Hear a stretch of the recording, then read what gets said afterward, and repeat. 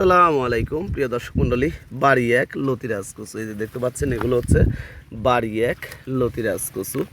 আর এগুলো হচ্ছে বাড়ি এক লতিরাজ কচুর অরিজিনাল চারাতে আমি দেখাবো কেমন বাড়ি এক লতিরাজ কচু হয়।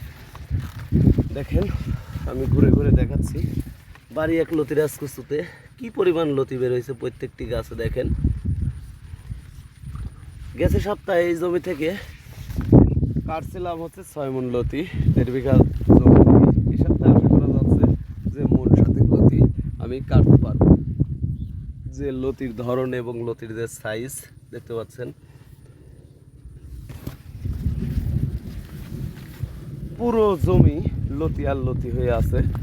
এগুলো হচ্ছে বাড়ি এক লতিরাজ কচু। আমি সামনে দেখাবো মোটা লতিরাজ কচু, এটা দেখাবো আমি সামনে। যে এইগুলো হচ্ছে মোটা লতিরাজ কচুতে এই যে লতি আছে দেখেন।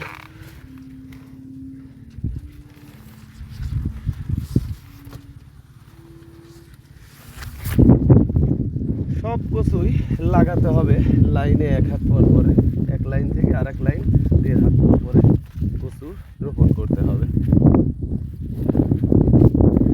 প্রিয় দর্শক মণ্ডলী, আপনারা কচু জমিটা নিচু জমিতে লতিরাজ কচু চাষাবাদ করবেন, তাহলে ভালো একটা বেনিফিট করতে পারবেন। আর উঁচু জমিতে কচু লাগাতে পারেন, কিন্তু প্রতি সপ্তাহে 2 থেকে 3 দিন পানি দিতে হবে। দর্শক মণ্ডলী, ভালো থাকবেন, সুস্থ থাকবেন।